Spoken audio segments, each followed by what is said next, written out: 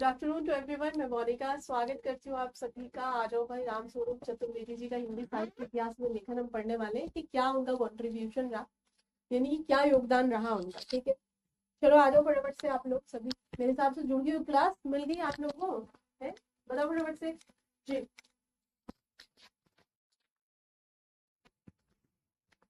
हाँ जी।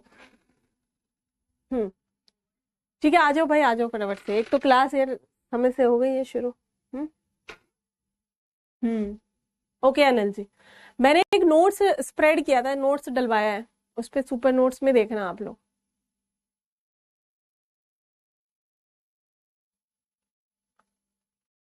ठीक है, पढ़ा है वो नोट्स आपने? पढ़ा या नहीं पढ़ा,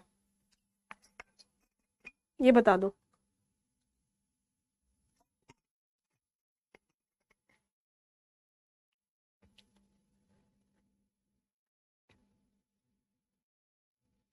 पढ़ लिया है?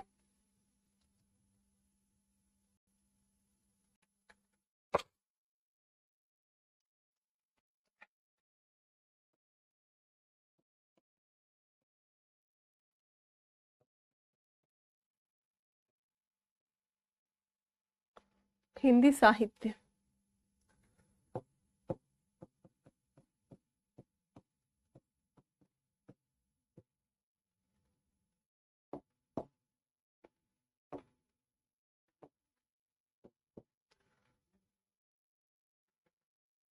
हम्म हर्षित जी, चंद्रकांत जी, दिनेश जी, अभिषेक जी, रोहित कुशवाहा जी। मैंने कब मना करा भाई हर्षित कि तुम नहीं हो? चलो देखेंगे यहाँ पर कि मैंने एक नोट्स डलवाया है, वो देख लिया होगा आपने, सुपर नोट्स। इनका मैं क्लास से पहले ही कोशिश किया करूंगी कि क्लास से पहले मैं डाल दूं आप लोगों के लिए, ठीक है? और क्लास से पहले अगर डल जाएगा तो आप लोग उसे पढ़ के आया करना। राम स्वरूप चतुर्वेदी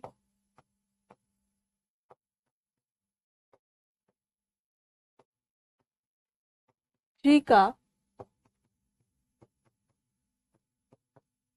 साहित्य इतिहास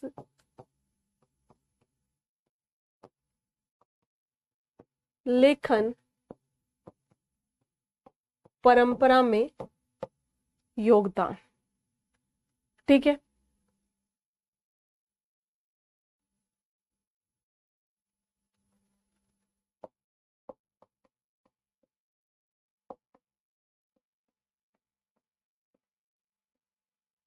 राम स्वरूप चतुर्वेदी जी का साहित्य इतिहास लेखन परंपरा में क्या योगदान की बात कर रहे हैं।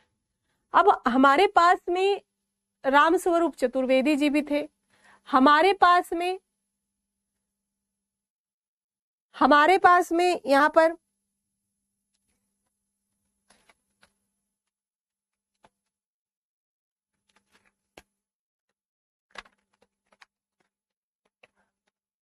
जी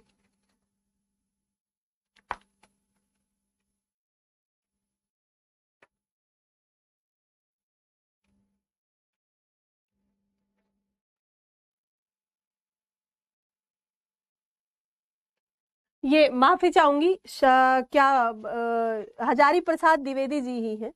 ठीक है, हजारी प्रसाद द्विवेदी। ओके, ये इनका नाम है, हजारी प्रसाद द्विवेदी। ये आपका हेडिंग भी बदलवाना पड़ेगा, है ना? हजारी प्रसाद, वो मेरे सामने तो टॉपिक दिखा मुझे, तो मुझे लगा वही। हजारी प्रसाद द्विवेदी जी का साहित्य इतिहास लेखन में योगदान। अब यहां पर अगर हम बात करें कि शुक्ल जी ने जो था बढ़िया तरीके से हिंदी साहित्य को, नो डाउट शुक्ल जी ने एक बढ़िया बेहतरीन काल विभाजन, काल निर्धारण, सारी चीज बढ़िया करी, पर कमियां तो सब में होती हैं। अब उन्होंने कहा वीरगाथा काल, और ये कह रहे हैं भाई साहब महाशय जी आदिकाल। ठीक है, हजारी प्रसाद द्विवेदी जी कह रहे हैं आदिकाल, वो कह रहे हैं कि भक्ति काल भी बटा वो कह रहे हैं कि फिर आगे बटा, निर्गुण सगुण भी बटा। शुक्ल जी कह रहे हैं कि जो नाथ है, सिद्ध है, वो सब कोई काम के नहीं, सांप्रदायिक है। सांप्रदायिकता फैलाते हैं ऐसे लोग। ये कह रहे हैं कि अरे अगर सांप्रदायिकता ही फैलाएंगे, तुम एक बहुत बड़ी बात कह दे रहे हो, यानी कि तुम पूरे भक्ति आंदोलन पर ही प्रश्न चिन्ह लगा दे रहे हो। दोनों में मत में अंतर है, दोनों के मतों में अंतर है, पर इन्होंने भी भले कितने मतों में अंतर रखा हो, बात उन्हीं की करी। जैसे जैसे उन्होंने बांटा वैसे वैसे इन्होंने भी। ठीक है, हमने इनका देख लिया था चीजों को कि आदिकाल कहा इन्होंने, आदिकाल को कितने से कितने कहा, उन्हीं के पद चिन्हों पर है पूरी तरीके से, थोड़ा बहुत इधर उधर करके। ठीक है, हमने कहां तक कर लिया था कल, बताना थोड़ा सा। ये कर लिया था हमने कहा आदिकाल, ठीक है, 1000 से 1400, वो 1375 की बात कर रहे हैं, है ना। वो किसकी बात कर रहे हैं, वो 1375 की बात कर रहे हैं।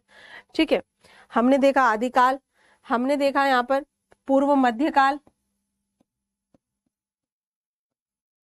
इनके अनुसार ये कर लिया था ना।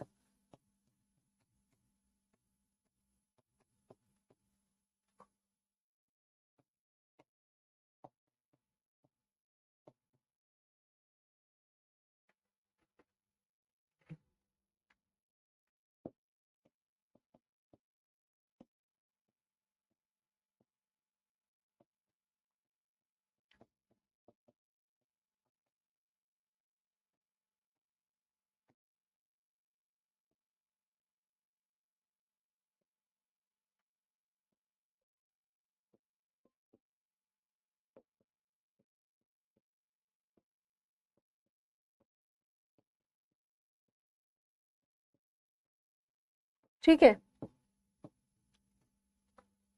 लिख लिया,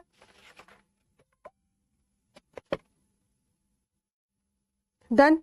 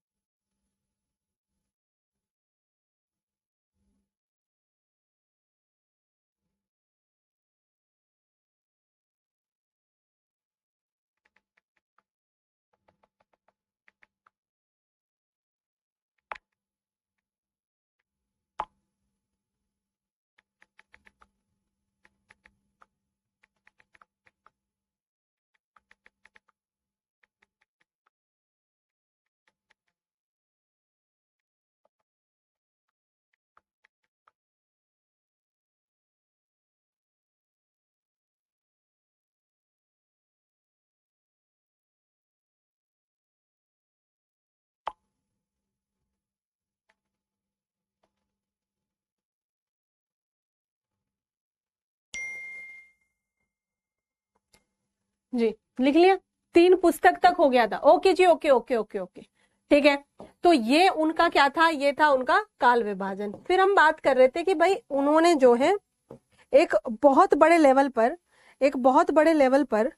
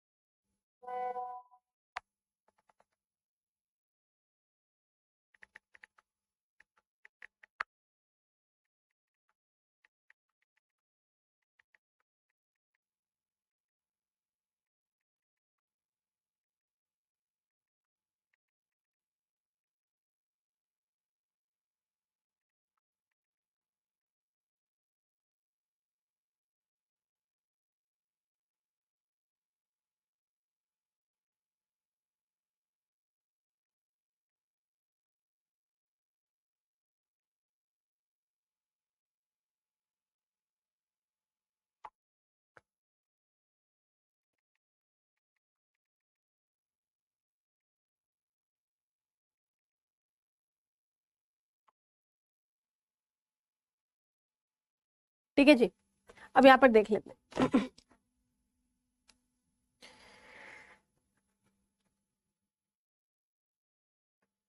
अच्छा, 3 पुस्तक तक ही हुआ था, ये नहीं हुआ था, ये वाली चीज नहीं हुई थी। सीरियल वाइज ही है बच्चे, सीरियल वाइज ही है, बस मैं थोड़ा सा ये मेरे दिमाग से निकल गया था कि इसमें मैंने ये करा दिया था। क्या ये मैंने करा दिया था आपको, ये वाला टाइमिंग लिखवा दिया था। अब इन्होंने क्या कहा, उन 3 पुस्तकों के आधार पर, 3 पुस्तकें भी लिख लीजिए फटाफट से, लिख ली थी आपने शायद से, तीनों पुस्तकें है ना।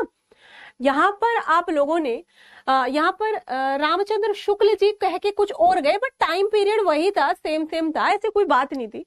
ये उसको क्रिटिसाइज करेंगे, क्योंकि जब भी यहाँ पर कोई भी पिछला होता है, उससे अगले वाला उसको क्रिटिसाइज करता है। Criticise not exactly in these word, means यहाँ पर वो उसको ये बताता है कि भाई तू यहाँ पर गलत है और मैं तेरे से एक्स्ट्रा ये चीज दे रहा हूं यहाँ पर, ठीक है। तो इन्होंने अपनी उन 3 पुस्तकों के आधार पर द्विवेदी जी ने शुक्लोत्तर कहेंगे इन्हें, है ना, शुक्लोत्तर, यानी कि शुक्ल के बाद में, तो शुक्लोत्तर यानी कि उसके उत्तर काल में, उसके उत्तर यानी बाद में, है ना, पूर्व कहा जाता है तो पहले हो। द्विवेदी ने शुक्लोत्तर काल में हिंदी साहित्य लेखन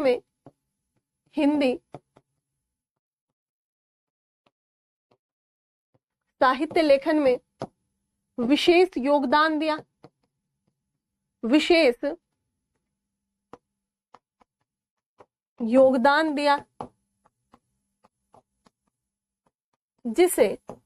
जिसे ठीक है, विशेष योगदान दिया। इनकी 3 पुस्तकों के नाम आपने लिख लिए।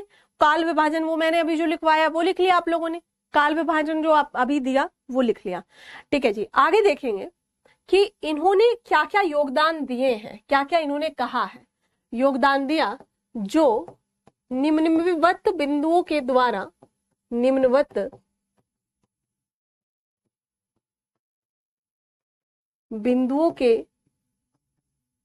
द्वारा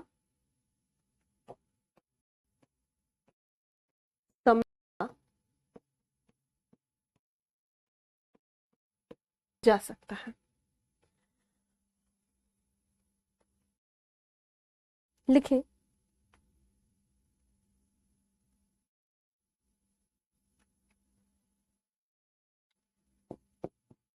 द्विवेदी जी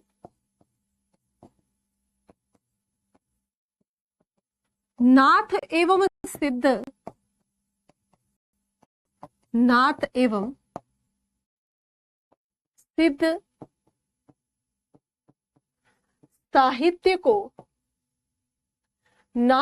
सिद्ध साहित्य को एक विराट भक्ति आंदोलन का, यानी कि ये मानते हैं कि जो पूरे देश में चलने वाला एक विराट और विशाल आंदोलन था, और उस विराट और विशाल आंदोलन का एक भाग था हमारा सिद्ध और नाथों का साहित्य। तो द्विवेदी जी ने नाथ एवं सिद्ध साहित्य को एक विराट भक्ति आंदोलन का हिस्सा माना।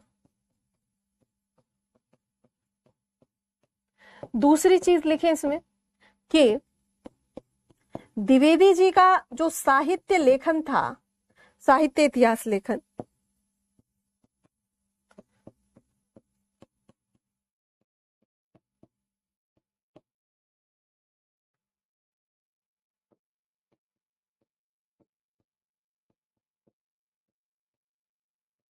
साहित्य इतिहास लेखन परंपरावादी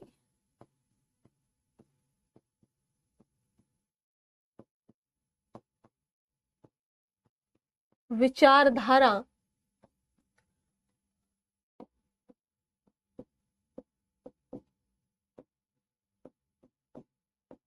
पर आधारित था। किस पर आधारित था? परंपरावादी विचारधारा पर इनका ये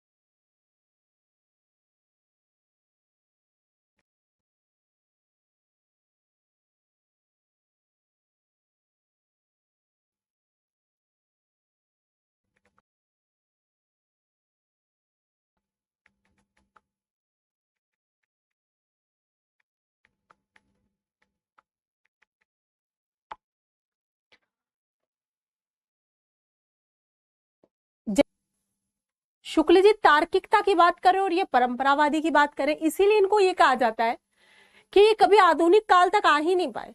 ये मत भाई, क्लास दिख रही है नहीं दिख रही है तुम्हें? हेलो, क्लास दिख रही है, चल रही है?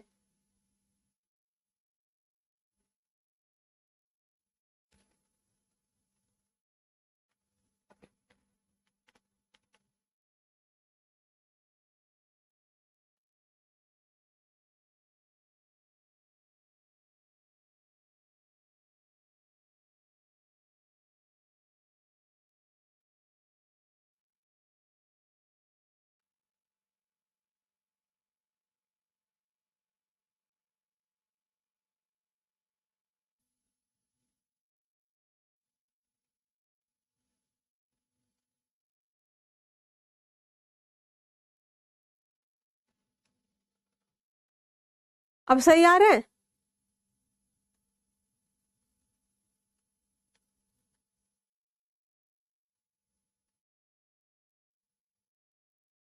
एक मिनट।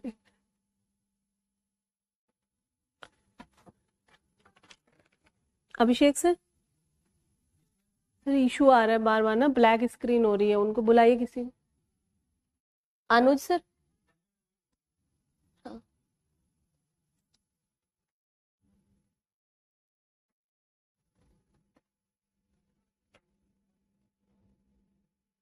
अभी दिखवा लेते हैं, अभी दिखवा लेते हैं, शांत रहो आप। 1 मिनट का समय दे।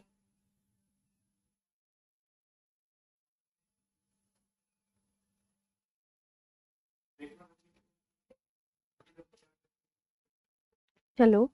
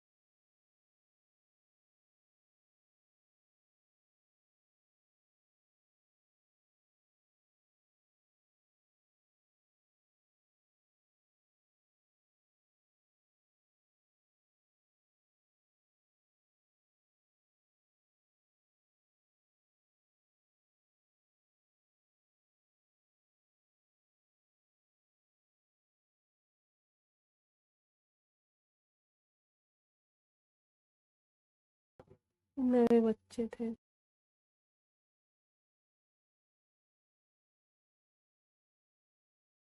आधे घंटे से पढ़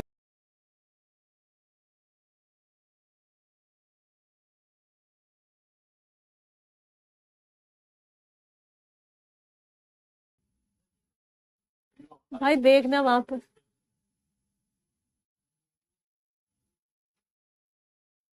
गड़बड़ है क्या? ब्लैक हो गया सब कुछ।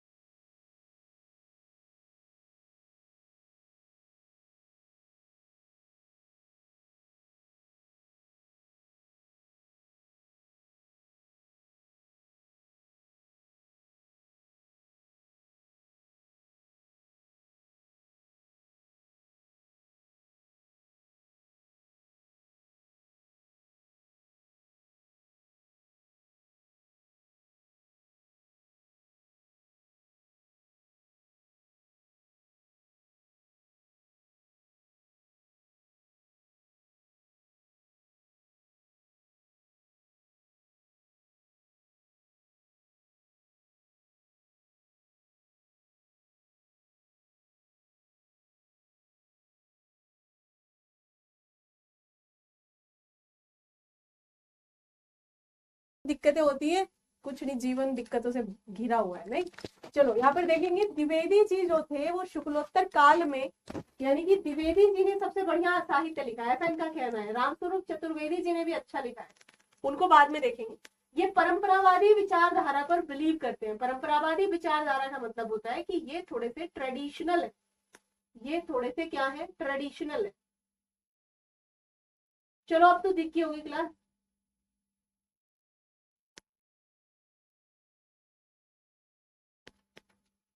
है ना। चलो लिखो आगे, द्विवेदी जी का साहित्य इतिहास कैसा है, परंपरावादी है, परंपरावादी है। लिखेंगे नेक्स्ट कि द्विवेदी जी ने तीसरा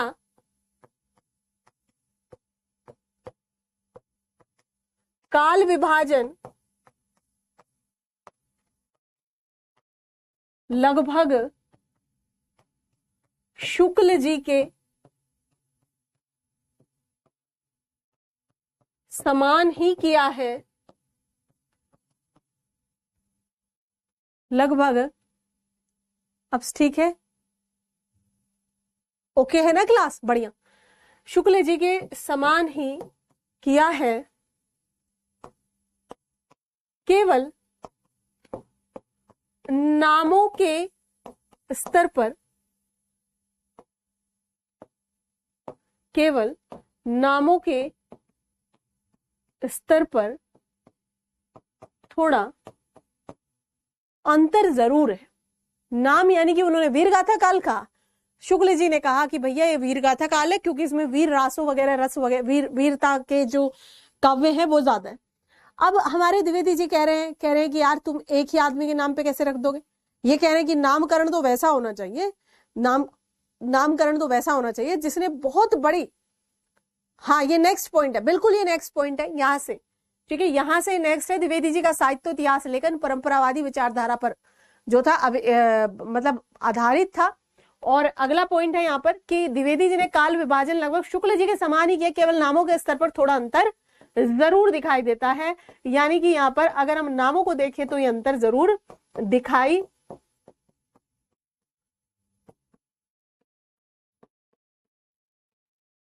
देता है। नेक्स्ट, हाँ जी लिखेंगे नेक्स्ट।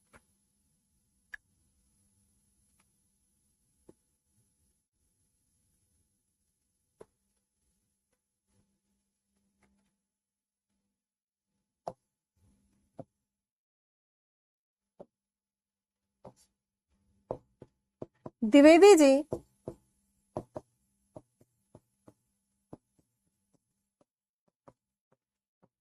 परंपरा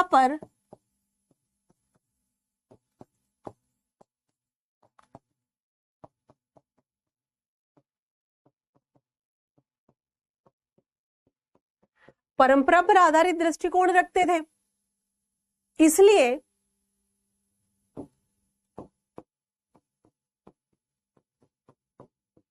इसलिए उन्होंने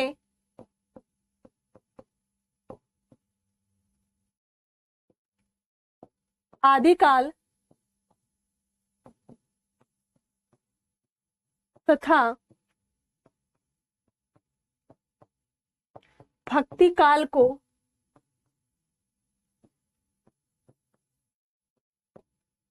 अधिक महत्व दिया है।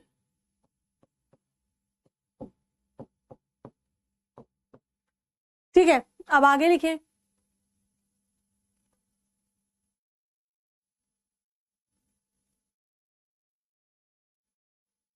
लिख लिया। सिद्धनाथ तो आदिकाल का साहित्य है, तो भक्ति आंदोलन का, विशाल जी वो है आदिकाल का, पर सबका अपना अपना सोचने का तरीका है ना, है ना। ये कह रहे हैं महाशय जो द्विवेदी जी हैं, ये कह रहे हैं कि वो भक्ति काल का था, मतलब ये कह रहे हैं कि जो इतना बड़ा जटिल आंदोलन चला, ये उस जटिल आंदोलन का ही एक हिस्सा था। ये ऐसे कह रहे हैं क्योंकि वो कैसी बात कर रहे हैं, वो भक्ति भाव में रमे हुए हैं। ठीक है, नाथ कौन है, गोरखनाथ कौन है। शुरुआत यहाँ पर कालों को लेकर ही तो विभाजन, कालों को लेकर ही तो लड़ाई है कि वो कह रहा है कि तुम उसमें रखो, वो कह रहे हैं उसमें, वो कह रहे हैं इसे बाहर ही कर दो, वो कह रहे हैं इसे बाहर ही कर दो। क्योंकि बात कैसे कर रहे हैं, वो बात कर रहे हैं भक्तिमय की। ये कह रहे हैं कि वो इसलिए आए, हमने इसलिए भक्ति काल लाया। ये ऐसे कह रहे हैं कि हताश थे हम। हताश क्यों थे? क्योंकि इस्लाम धर्म आ गया था और हम वापस से अपनी उसी गौरवान्वित महिमा मंडित भारतीय संस्कृति में जाना चाहते थे। ये ऐसे कह रहे हैं, परंतु ये महाशय कह रहे हैं, शुक्ल जी कह रहे हैं कि हताश थी जनता, इसलिए हमने याद करा उनको, अपने देवताओं को, अपने भगवानों को। द्विवेदी जी कह रहे हैं यार तुम पागल हो, हताश का नाम दे रहे हो इतने बड़े विराट आंदोलन को। क्योंकि आप, सीधी बात है, इनका जो दृष्टिकोण है, अगर आप इनके दृष्टिकोण को समझ जाएंगे तो आप यहाँ पर इनके साहित्य इतिहास लेखन को समझ जाएंगे।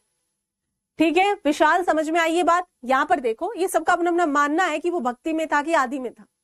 ठीक है, वो भक्ति काल में था कि आदि काल में था, ये अपना अपना मानना है इनका, अपने अनुसार ही सबने लिखा है, सारे विद्वानों ने।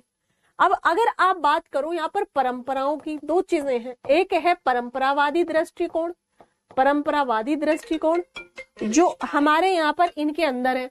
ठीक है, परंपरावादी दृष्टिकोण जो हमारे यहाँ पर किसके अंदर है, जो हमारे द्विवेदी जी के अंदर है। दूसरे महाशय है हमारे कौन, शुक्ल जी। यहाँ पर आप कह सकते हैं कि वो तार्किकता पर बात कर रहे हैं। किस पर बात कर रहे हैं? तार्किकता पर, तार्किक दृष्टिकोण। तो देखो, अब देखो आप, ये अगर ये कह रहा है, ये अगर ये कह रहे हैं, विशाल समझ में आ रही है चीजें कि नहीं आ रही है, मुझे बताएं। परंपराओं में क्या होता है, जब हम केवल और केवल इतिहासों की ही बात करते हैं, जब हम केवल और केवल वैसी ही मनोवृत्तियों की बात करते हैं जहां पर हम ऐसे थे, हम वैसे थे। अब कोई कहे कि शाम के समय झाड़ू नहीं लगाना, तो मैंने पूछा क्यों, तो मैंने पूछा क्यों, यानी कि मैं किसकी बात कर रही हूं, इसकी। और दादी ने कह दिया चुप, बिल्कुल ऐसे ही होता है, शनिवार को बाल नहीं धुलना है। मैंने पूछा क्यों, तो क्यों यहां पर है, और नहीं धुलना है, बस ऐसे ही होता है, तो वो यहां पर। ठीक है, तो द्विवेदी जी भक्ति काल और रीति काल इन्हीं की बात, सॉरी आदिकाल, इन्हीं की बात कर रहे हैं। क्यों कर रहे हैं? क्योंकि यहां विदाउट क्वेश्चनिंग बातें हो रही हैं, और जहां पर क्वेश्चन लगेगा, क्वेश्चन का मतलब ही हो गया रैशनैलिटी, ये इसकी बात कर रहे हैं। ठीक है, ये कह रहे हैं कि भक्ति काल सबसे बड़ा काल है। एक बड़ा आंदोलन हुआ भारत में जिसमें तमाम तरीके से, चाहे साउथ हो चाहे इधर से, यहाँ पर कह रहे हैं कि यहाँ से तो ये आए अलवार नयनार, आपने नाम सुने ही होंगे, कह रहे हैं यहाँ से भी लोग आए, यहाँ से भी, मतलब भारत के प्रत्येक हिस्से से भक्ति आंदोलन उठा, जो दक्षिण से उठा हुआ सोता उत्तर की तरफ आया, यानी कि एक तरीके से यहाँ पर पूरे भारत में फैल गया, एक विराट आंदोलन था। और उस विराट आंदोलन में जो जीवन का लक्ष्य था वो क्या था, इन्होंने सबसे ज्यादा जो भाव दिया है वो भक्ति काल को दिया है। जीवन का लक्ष्य कह रहे हैं क्या था, मोक्ष था, मोक्ष। और इसमें जो चिंता का विषय था, या आप कह सकते चिंतन, चिंतन का जो केंद्र था वो क्या था, ये यहाँ पर था। और चिंतन सबसे ज्यादा किसका था, चिंतन के रूप में ईश्वर का सबसे ज्यादा, गॉड का सबसे ज्यादा चिंतन होता था। अब जब हम आधुनिकता की तरफ चलते हैं तो जीवन का लक्ष्य क्या आ गया, जीवन का लक्ष्य आ गया मानवीय कुछ मूल्य हैं और उन मानवीय मूल्यों की प्राप्ति करना। यानी कि यहाँ केंद्र में कौन है, केंद्र में है मनुष्य। और कौन से मानवीय मूल्य हैं, तो ये आप देखोगे कि जब हम बात करेंगे कि भाई तुम कह रहे हो कि तुम दलित हो, तुम कह रहे हो कि तुम, अब पहले बता दिया गया था ऐसे ही, पहले क्या बताया जाता था, पहले बताया जाता था कि भाई जो क्षत्रिय हैं वो भुजाओं से पैदा हुए हैं, जो ब्राह्मण है मुख से पैदा हुए हैं, जो वैश्य है वो जंघाओं से, और जो दलित है वो पैरों से। तो इसमें ही तो परंपरा में ये माना जाएगा। अब आधुनिक में सवाल करेगा कि पागल हो गए हो, जंघाओं से आदमी पैदा हो जाएगा, भुजाओं से आदमी कैसे पैदा हो जाएगा, मुंह से आदमी पैदा। ये कहानी नहीं चलती कि गणेश जी से पार्वती के मैल से पैदा हुए। अगर पूछ लो मम्मी से कि यार मम्मी कैसे संभव है यार, और हमने तो खूब मतलब कोई भाई यहाँ पर अगर पूजा पाठ करते हो तो कोई बुरा ना माने उन चीजों का, क्योंकि ये चीजें अच्छी नहीं होती। किसी की धार्मिक भावनाओं को आहत करना मेरा बिल्कुल कतई उद्देश्य नहीं है। जैसे मान लिया आपने, जैसे हम क्वेश्चन उठा सकते हैं ना ये कि भाई जब शिवजी आए पार्वती नहा रही थी और वो मैल से बने हुए पुत्र बाहुबली बाहर खड़े थे, कैसा बाथरूम था, इतने बड़े तीनों लोकों के देवता जिसमें दरवाजा नहीं, पहली बात तो उन्हें खड़ा किया है। दूसरी बात, इतना क्या क्रोध करना यार कि तुम गर्दन ही उड़ा दो किसी की मिनट भर में, शांत रहो थोड़ा। तीसरा यार, तुम तो ज्ञानी थे दुनिया जहान के, तुम्हें पता नहीं चला तुम्हारा बच्चा पैदा हो गया इतना बड़ा। गणेश जी को पहचान ही नहीं पा रहे, एकदम फरसा उठाया, एकदम मार दिया धक सा गर्दन। चौथी बात, यार वो गर्दन तो वहीं पड़ी होगी कि कोई ले गया उठा के उसको। जब तुम दुनिया जहान में हाथी के बच्चे का गर्दन ले आए उतार के, पहली बात तो यार तुम क्यों हिंसा कर रहे हो, हाथी का बच्चा बच्चा नहीं है, उसका गर्दन ले आए निकाल के। और जब भैया तुम्हारे पास ऐसा कुछ चिपकाने का चीज था तो तुम वही गणेश जी वाला ही लगा देते गर्दन, उसके हाथी का क्यों लगाया। तो अगर ये सब चीजें पूछ ले कोई तो मम्मी कहती है सब भावनाओं के विषय हो, तुम इसमें ज्यादा दिमाग मत लगाओ। समझ रहे हो, बताओ जरा, सारे सवाल तार्किक। अब यहाँ पर ये कहाँ आएगा, इधर आएगा। और मम्मी धमका के चुप, बिल्कुल पागल कहेंगे, जरा तमीज नहीं रहेगी भगवान जी के बारे में ऐसा बोलते। बताइए, समझ आई बात। भाई किसी को धार्मिक भावनाओं को आहत करना हमारा कतई उद्देश्य नहीं है। तो वही बात है इनमें दोनों में। अब लिखिए आगे कि शुक्ल और द्विवेदी दोनों का डिफरेंसेस समझ में आ गया, क्या डिफरेंसेस थे दोनों में, है ना। लिखो,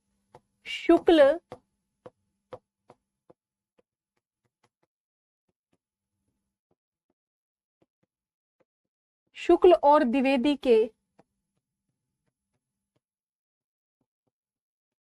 साहित्य, वो देखिए सबने पीडीएफ देख ली, वो जो सुपर नोट्स में लगा दिए हमने, देख लिया नहीं देख ली। शुक्ल और द्विवेदी के साहित्य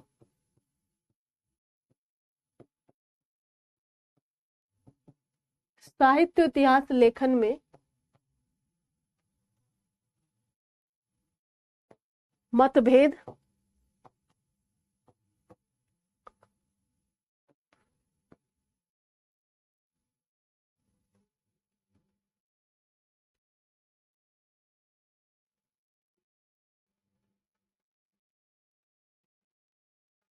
ठीक है। क्या क्या मतभेद है? पहला मतभेद तो भाई नाम को लेके ये है,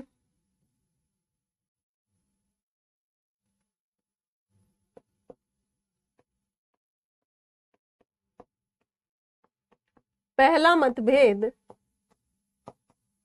नाम को लेकर है।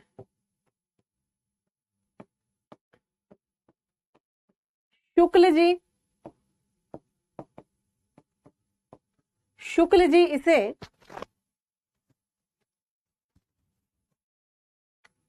शुक्ल जी इसे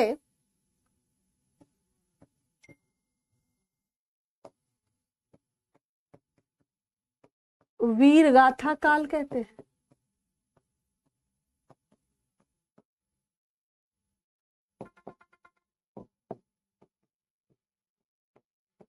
द्विवेदी जी आदिकाल।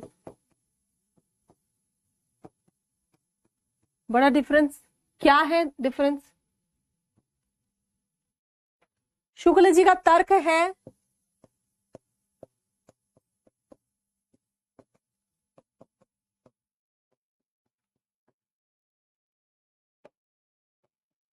इस काल में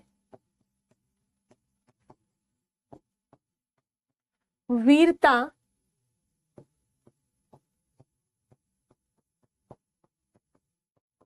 वीरता से ओतप्रोत रचनाएं रची गई, ठीक है। और द्विवेदी जी क्या कहते हैं? पहली बात तो ये कहते हैं कि भाई आदि का अर्थ प्रारंभिक से, यानी कि प्रारंभिक ये सबसे शुरू का काल है, प्रारंभिक काल से है, क्योंकि यह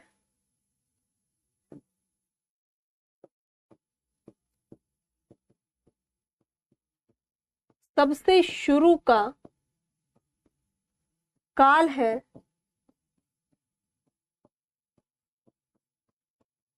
अतः इसका नाम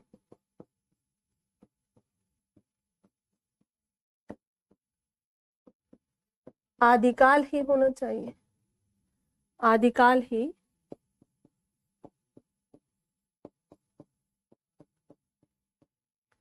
यह क्या है? यह सबसे शुरू का काल है, यह सबसे शुरू का काल है, तो भैया इसका क्या होना चाहिए? इसका होना चाहिए आदिकाल। अब आगे बताते हैं। ये लिख लिया? ये लिख लिया आप लोगों ने? लिख लो भाई, जिसने नहीं लिखा है लिख लिया?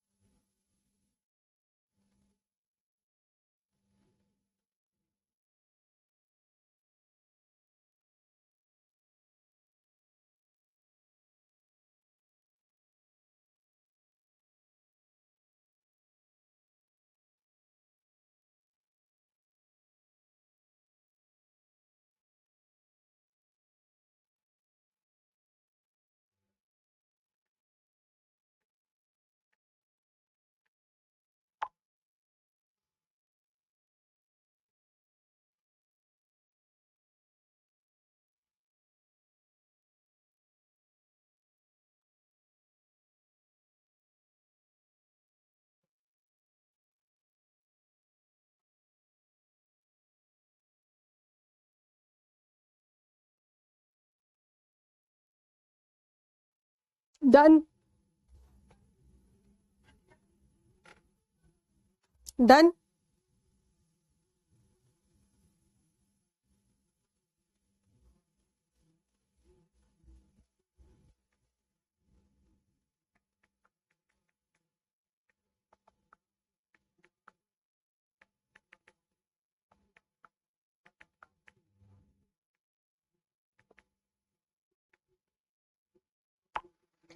आगे चले।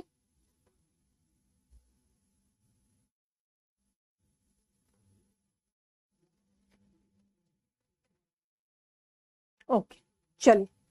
अब ये कह रहे हैं कि भाई मैं तो इसलिए इसे शुरू, जैसे मैं तो इसलिए इसे आदि कह रहा हूं क्योंकि आदि मीन्स आदिकाल, आदि मीन्स सबसे शुरू का। ये कह रहे हैं भाई हम तो वीरता यहाँ पे भरी पड़ी है, वीरता, वीर रस रासो ग्रंथ यहाँ पर है, पृथ्वीराज रासो यहाँ पर है, तो इसलिए मैं कह रहा हूं। तो ये कह रहे हैं, द्विवेदी जी कह रहे हैं, द्विवेदी जी का खंडन इस बात को लेकर है कि आदिकाल को वीर गाथा काल, आदिकाल को वीर गाथा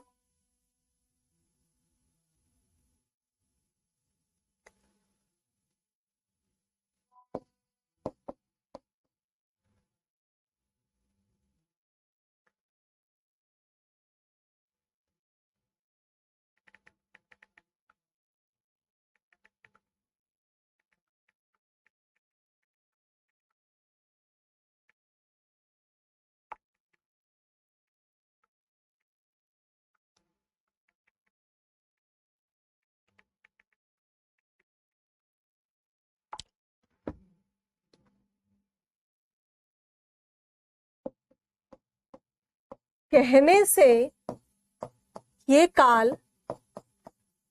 केवल वीर रस या रासो साहित्य तक ही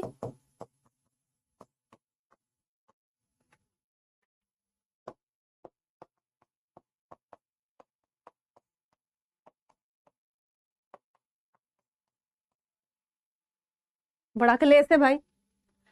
ये कह रहा है कि अगर हम इसे वीर रस कहें, क्योंकि यहाँ पर जब हम काल विभाजन पढ़ेंगे ना डॉक्टर नगेंद्र के अनुसार भी, तो डॉक्टर नगेंद्र भी इस चीज को कहते हैं। पहले तो डॉक्टर नगेंद्र कहते हैं कि भाई इतना कलेश करना क्यों है यार, तुम्हें नाम रख लो जो तुम्हें रखना है, क्या परेशानी है। दूसरा डॉक्टर नगेंद्र कहते हैं कि इतना विवाद क्यों है ये नाम लेखन पर। दूसरा डॉक्टर नगेंद्र कहते हैं कि किसी भी साहित्य का नाम इतने बड़े युग के आधार पर रखना चाहिए कि उसने बहुत बड़े लेवल पर किसी चीज को प्रभावित करा। मान लिया विक्टोरिया युग, मान लिया भारतेंदु युग। भारतेंदु हरिश्चंद्र ने वास्तव में साहित्य के लेखन में, साहित्य की पूरे ओवरऑल जो सिनेरियो था उसमें एक बड़ा अंतर लाया। जब हम छायावाद की बात करते हैं तो 4 लोग उभर के सामने आए थे, उन लोगों के साहित्य के आधार पर उसको छायावाद के 4 स्तंभ बोला जाता है। तो ये कह रहे हैं कि भाई इतना बड़ा तुम्हारा नाम होना चाहिए, ठीक है। तो अब ये कह रहा है कि तुम इस चीज के लिए केवल रस रख दोगे, वीर गाथा रख दोगे, क्योंकि वीर वीर थे उसमें। तो ये कि तुम तो भाई हाफ माइंड टाइप के आदमी हो। दूसरा इनका जो दिक्कत है कि द्विवेदी जी या शुक्ल जी ने जो आपका सिद्धनाथ साहित्य है, सिद्ध व नाथ साहित्य को, सिद्ध व नाथ साहित्य को सांप्रदायिक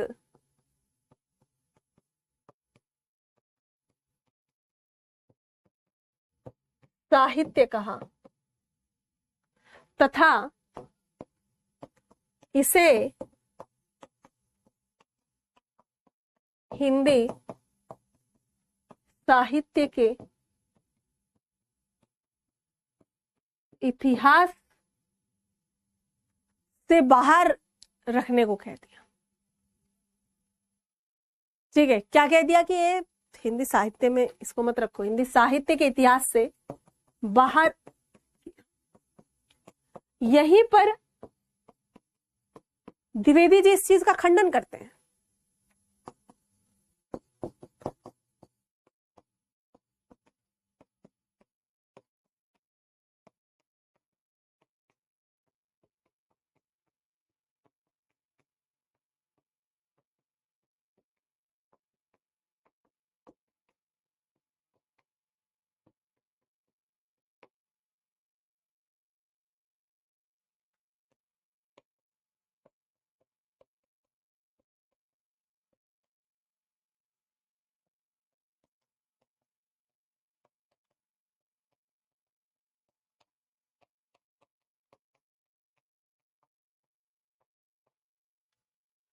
ये कह रहे हैं कि यार तुम सिद्धनाथ साहित्य पे क्वेश्चन मार्क लगा दोगे, यानी कि तुम पूरे के पूरे भक्ति काल को ही बाहर कर दे रहे हो।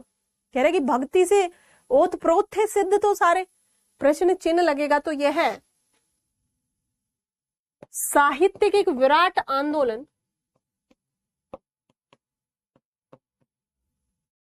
साहित्य के विराट आंदोलन, भक्ति आंदोलन, भक्ति आंदोलन को ही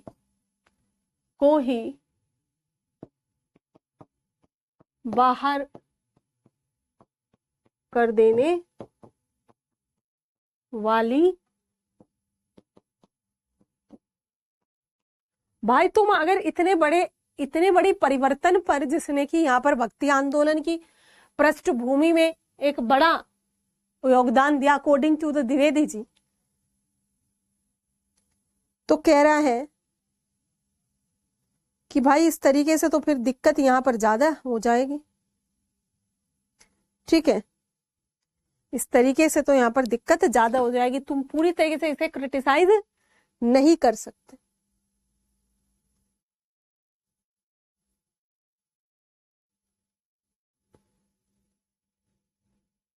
ठीक है,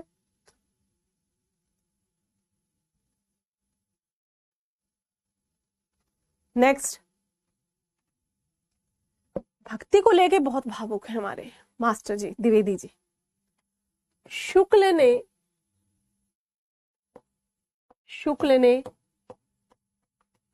जी ने भक्ति काल को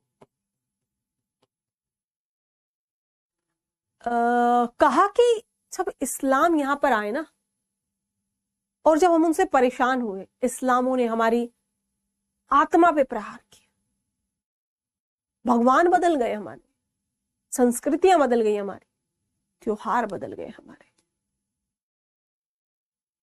हमला किया, इतना बुरी तरीके से हमले किए हमारे ऊपर कि हम हताश हो गए।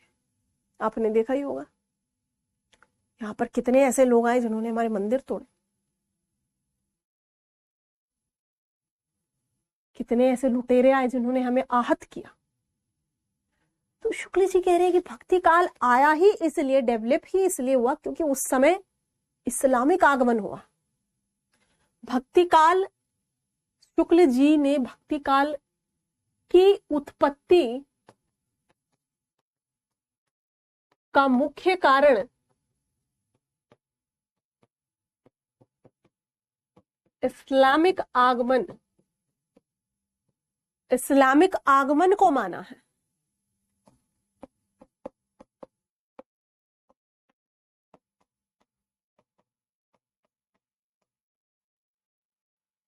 उनके अनुसार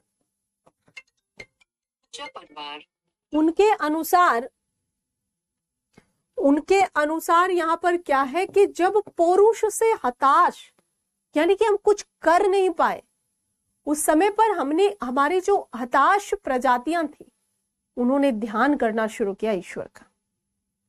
उनके अनुसार पौरुष से हताश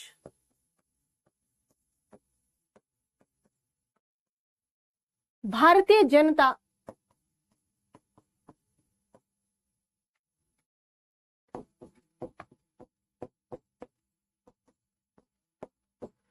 ईश्वर की ओर लौटी, जिससे भक्ति काल का उद्भव हुआ। द्विवेदी जी का अलग मत है भाई, द्विवेदी जी अलग परेशान है। द्विवेदी जी कह रहे हैं कि इस तरीके के लांछन तुम इतने बढ़िया देश पे मत लगाओ। द्विवेदी जी इसका खंडन करते हैं, और क्या कहते हैं खंडन करते हैं? कहते हैं कि यार तुम भूल गए क्या, जो साउथ इंडिया में अलवार आए थे उनका क्या हुआ? द्विवेदी जी इसका खंडन करते हुए कहते हैं कि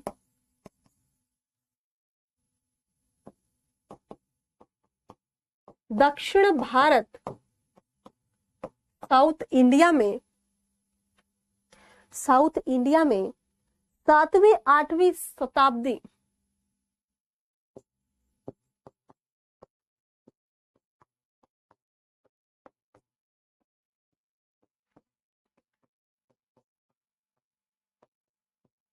सातवीं 8वीं शताब्दी में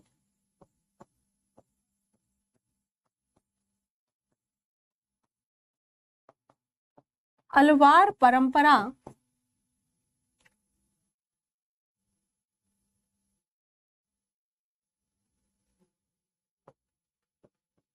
जन्म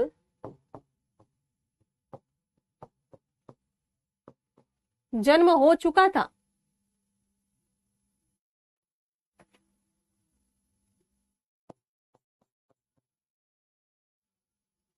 जो बाद में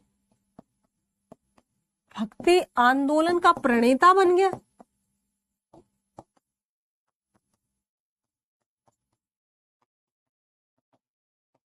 और तुम कह रहे हो कि नहीं आया है, भक्ति आंदोलन तो उससे पहले ही आ गया था।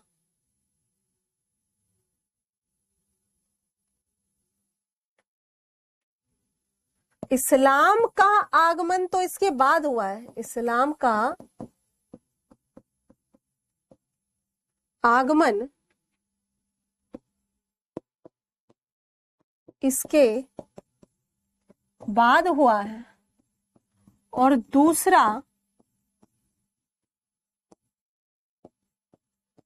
इतनी जिजीविषा और जीवंत, इतनी जिजीविषा और जीवंत आंदोलन को तुम किसी की प्रतिक्रिया बता रहे हो। इतनी जिजीविषा यानी कि इतनी जीने की इच्छा है भारतीयों में, इतना जीवंत आंदोलन है भक्ति कि झूम जाए हर आदमी। जिजीविषा एवं जीवंत भक्ति आंदोलन को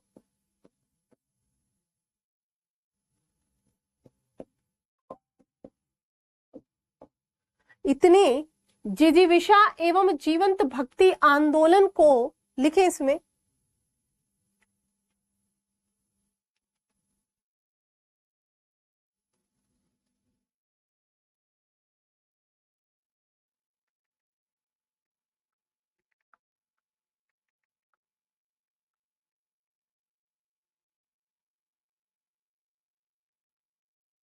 लिखे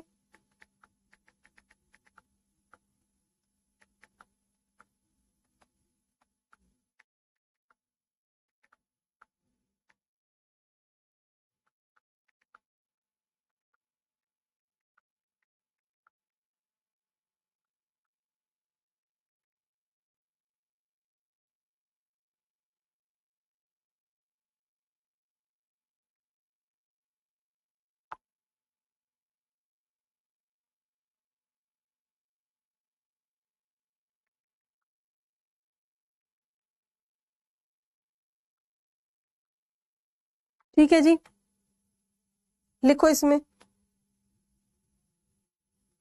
लिख लिया?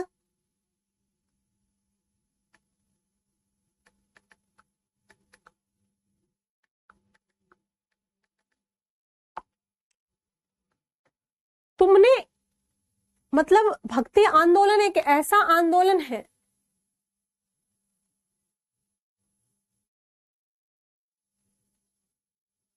जिसने पूरी काया पलट कर दी। या आदिकाल में भी ऐसे ऐसे साहित्य लिखे गए, ठीक है, उसका पता वता ज्यादा नहीं चल पाया है, चीजें हैं, परंतु हमें ऐसा नहीं कह सकते कि हमारे साहित्य के कालों पर हम कोई क्वेश्चन मार्क नहीं लगा सकते। कह रहे कि इस्लाम का आगमन इसके बाद हुआ है। और दूसरा, इतनी जिजीविषा एवं जीवंत आंदोलन को कैसे किसी आक्रमण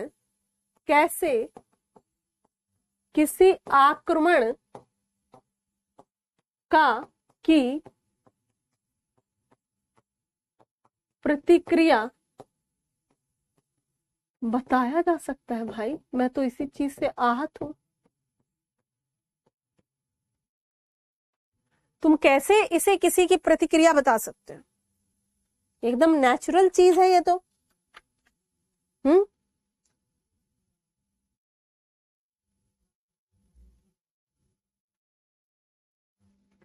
आगे लिखेंगे,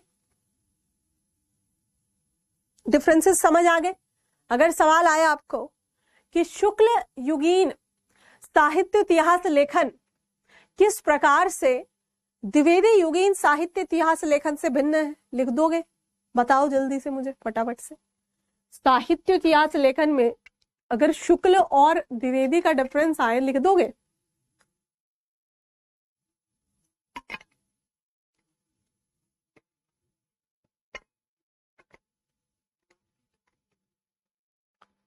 लिख दोगे या नहीं? बताओ भाई फटाफट से।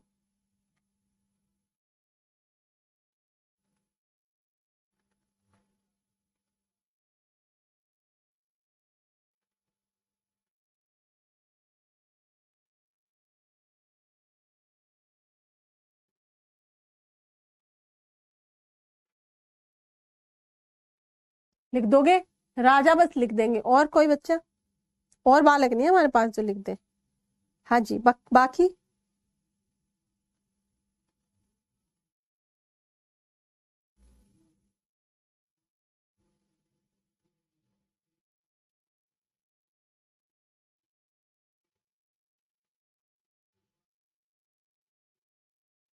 लिख दोगे सभी?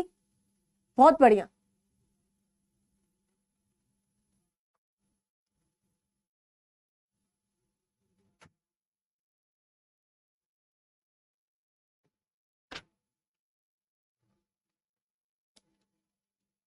चल बढ़िया बढ़िया बढ़िया।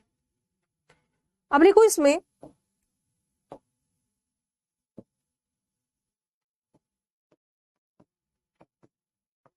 आचार्य द्विवेदी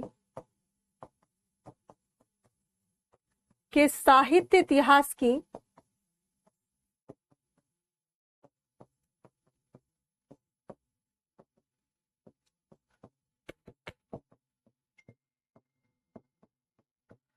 सीमाएं, लिमिटेशन। क्या लिमिटेशन है? पहली लिमिटेशन तो भाई यही है कि भाई बहुत ही परंपरा में रहते थे। किस में रहते थे? बहुत ही ज्यादा परंपरा में रहते थे। ठीक है, किस में रहते थे? बहुत ही ज्यादा परंपरा में रहते थे। तो जब परंपरा में ही रहोगे तो तुम सारे के सारे टाइम पीरियड के साहित्य को देख ही नहीं पाओगे। ठीक है, आप सारे के सारे टाइम पीरियड को, और अगर आप सारे के टाइम पीरियड को नहीं देख पाओगे, दैट मीन्स कि आप वॉयलेट कर रहे हो चीजों को, दैट मीन्स कि आप बायस हैं किसी चीजों के प्रति। तो यहां पर लिखें कि परंपरावादी दृष्टिकोण होने के कारण, परंपरावादी दृष्टिकोण होने के कारण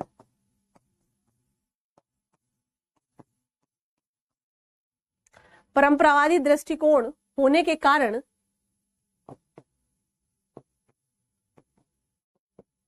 द्विवेदी जी, परंपरावादी दृष्टिकोण होने के कारण द्विवेदी जी आदिकाल एवं भक्तिकाल में उलझ के रह गए।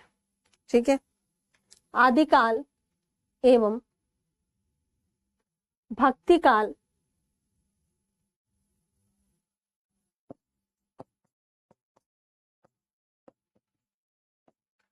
काल में की रचनाओं में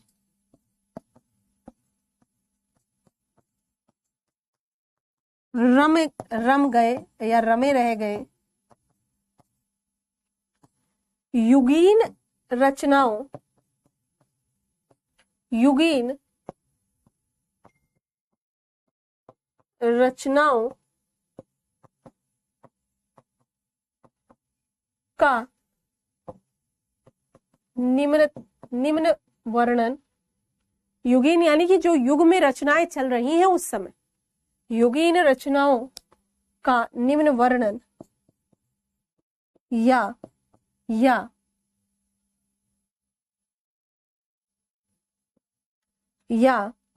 उपेक्षा उनके साहित्य इतिहास लेखन में, उनके साहित्य इतिहास लेखन में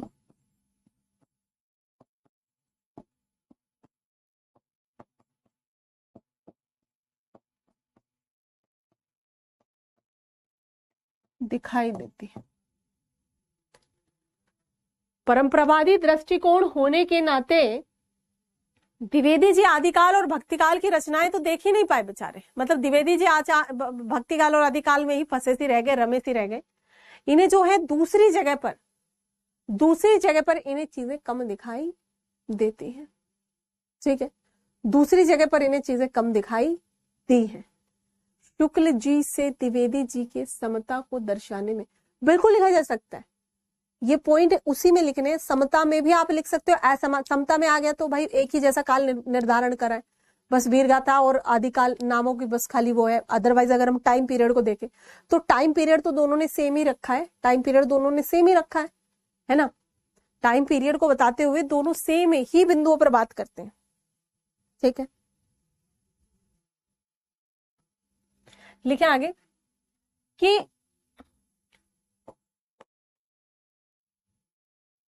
द्विवेदी जी शुक्ल जी के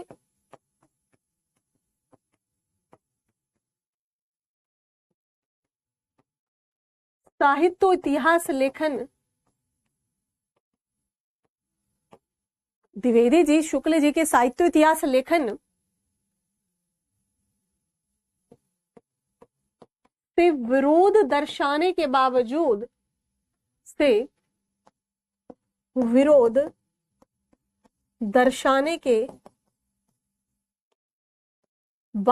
भी काल निर्धारण उन्हीं के अनुसार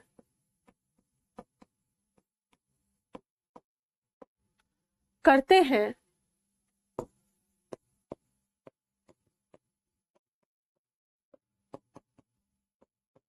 अपने साहित्य इतिहास लेखन में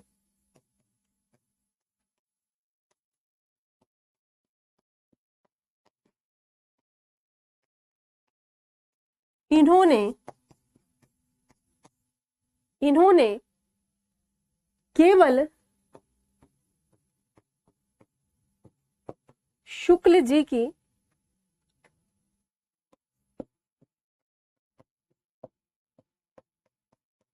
सीमाओं का उल्लेख किया, यानी कि अपना नया कुछ नहीं दिया कि उनका ये गलत है, उन्होंने वीर रस ही दिया, उन्होंने वीर गाथात्मकता को ही लिखा, है ना। बस उन्हीं की सीमाओं का निर्धारण ये कर रहे हैं। भाई तुम क्या कर रहे हो, तुम क्या चाहते हो, तुम क्या कहना चाहते हो। ठीक है, अपना कुछ नहीं बता रहे, ठीक है।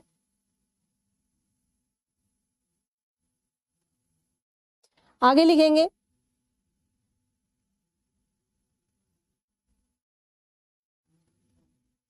लिखिए आगे,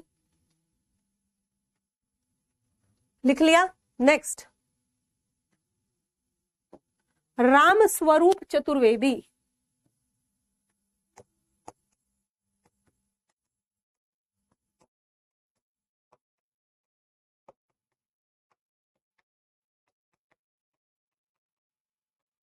साहित्य इतिहास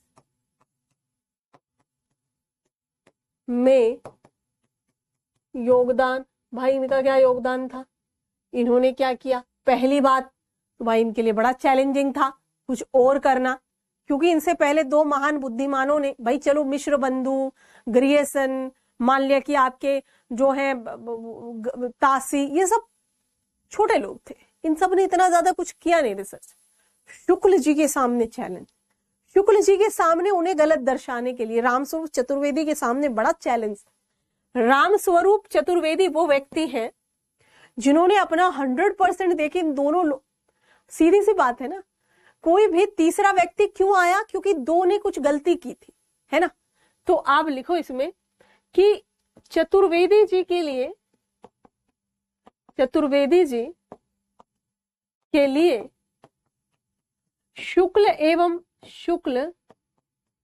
एवं द्विवेदी जी के युग के बाद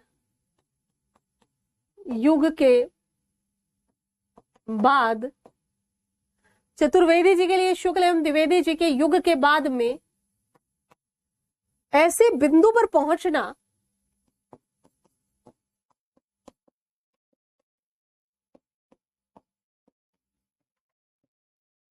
ऐसे बिंदु पर पहुंचना जहां कुछ नया व तार्किक दिया जा सके,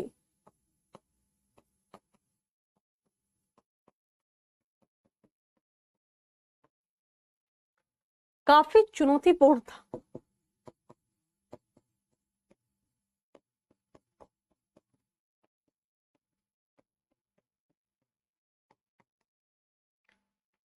बहुत ज्यादा चैलेंजिंग था, फिर भी विचारों ने नया दिया, फिर भी नया दिया।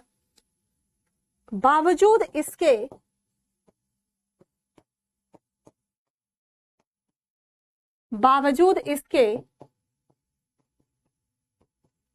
चतुर्वेदी जी हिंदी साहित्य के इतिहास लेखन, हिंदी साहित्य के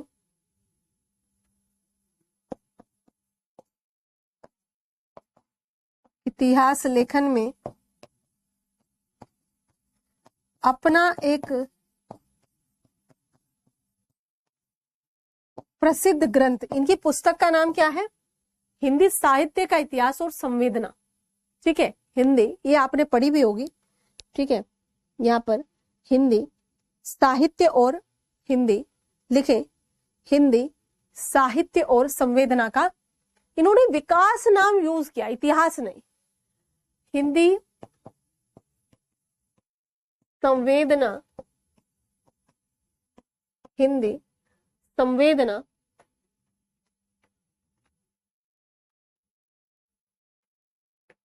सॉरी हिंदी साहित्य एवं संवेदना ना, हिंदी साहित्य एवं हिंदी साहित्य एवं संवेदना का विकास,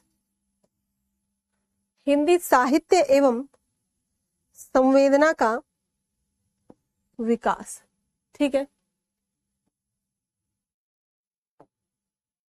बावजूद इसके चतुर्वेदी जी हिंदी साहित्य के इतिहास लेखन में अपना एक प्रसिद्ध ग्रंथ हिंदी साहित्य एवं संवेदना का विकास लिखकर वास्तविक तौर पर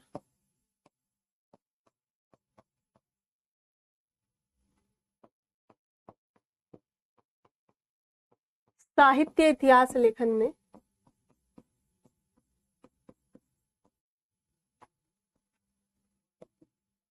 साहित्य इतिहास लेखन परंपरा में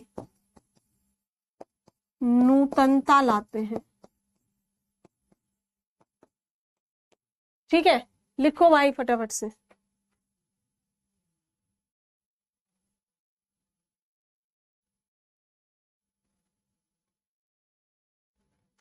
लिख लिया? लिखो, नूतनता लाते हैं फिर भी, मतलब ऐसा नहीं कि बस परंपराओं पर ही चल करके उन्होंने अपना टाइम पूरा किया उधर। ठीक है, बावजूद इसके कि उससे पहले दो महान आचार्य,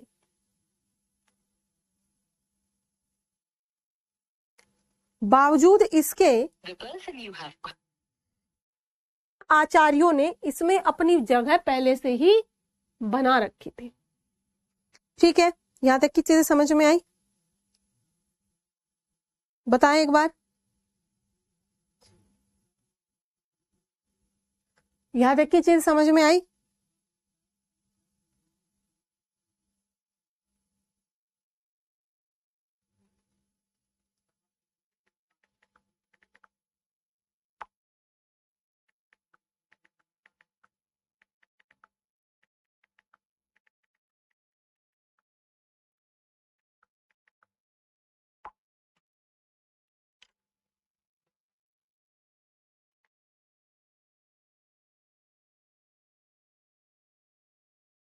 राइटिंग अच्छी कैसे करें, लिखो, उसके लिए सुलेख लिखो। राइटिंग आपके पेपर में खराब हो अच्छी हो कोई फर्क नहीं पड़ता, पढ़ने लायक हो फर्क पड़ता है, ठीक है, पढ़ने लायक हो फर्क पड़ता है, ठीक है जी। चलिए, तो यहां तक कोई दिक्कत आप लोगों को? जो मैंने पीडीएफ दी है आपको सुपर नोट्स में, वो पीडीएफ जरूर पढ़ें इसके साथ मिला करके। मेरा अब उद्देश्य रहेगा कि आपका टॉपिक एकदम से क्लियर हो जाए, ठीक है, ताकि और कुछ ज्यादा आपको दिमाग लगाने की जरूरत ना पड़े। तो मेरे हिसाब से चीजें क्लियर हो गई होंगी आप लोगों को।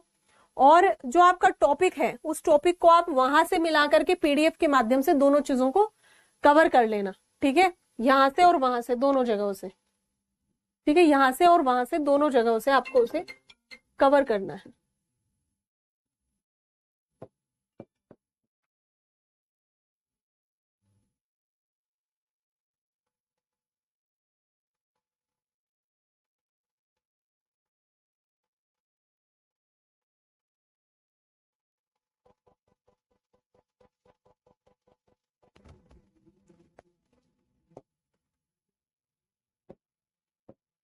हाँ जी, लिख लिया?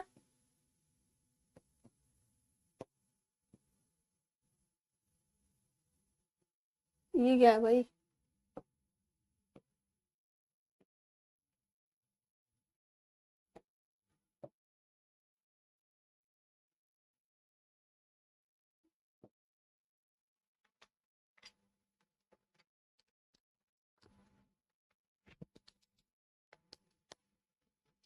न्यूनता क्या मतलब होता है? कम से कम, ठीक है, कम, ठीक है, कम। चलिए, शुक्रिया।